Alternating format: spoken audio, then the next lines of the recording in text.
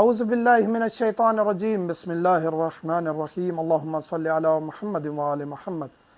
مومنین کرام، بچیاں سکول جاتی ہیں، جوان بچیاں جب پیریڈز آنا شروع ہو جاتے ہیں، بچیوں کو میٹرک کی سٹوڈنٹس ہیں یا آگے پڑھ رہی ہیں، اب سکولوں میں پاکستان میں تو ہے، سکولوں میں قرآن کریم کی تعلیم لازمی قرار دے دی گئی ہے۔ پہلے بھی تھا، پھر یہ دور منقطع ہو گیا تھا کہ قرآن کی تعلیم لازمی نہیں تھی۔ اب دوبارہ الحمدللہ قرآن کریم کی تعلیم لازمی قرار دے دی گئی ہے۔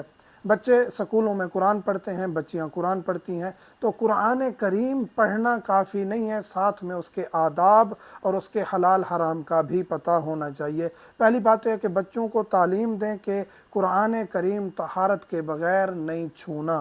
آپ اگر قرآن کریم طہارت کے بغیر چھوئیں گے تو آپ گناہگار ہو جائیں گے۔ قرآن پڑھنے کا ثواب الگ، آپ گناہگار ہو رہے ہوں گے۔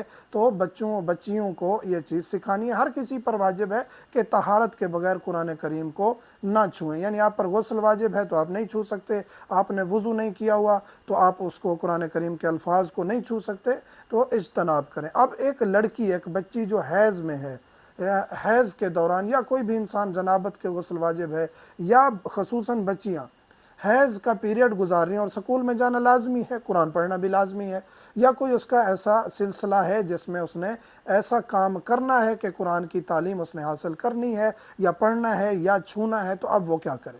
پہلی بات تو یہ کہ پیریڈز کے دنوں میں وہ گلوز یوز کرے، گلوز یوز کرے تاکہ قرآن کے الفاظ کو چھونا بھی پڑ جائے تو وہ گناہگار نہ ہو۔ دوسرا یہ ہے کہ آیات سجدہ تلاوت نہ کرے، چھوڑ دے ان کو۔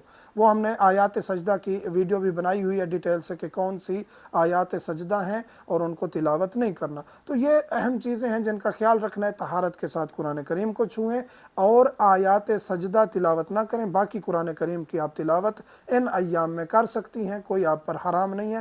7 آیات سے زیادہ پڑھنا مکروہ ہے، یعنی ثواب کم ہو جائے گا، ثواب ہوگا، ثواب کم ہو جائے گا، تو اس لیے پڑھنے میں کوئی حرج نہیں ہے۔ قرآن پڑھ سکتے ہیں چاہے آپ بغیر طہارت کے بھی ہوں، لیکن چھونا جائز نہیں ہے۔ اگر ان ایام میں ٹچ بھی کرنا ہے قرآن کو تو گلوز یوز کریں تاکہ آپ گناہگار نہ ہوں۔ مومنین سے ملتمس ہوں، دعاؤں میں یاد رکھا کریں۔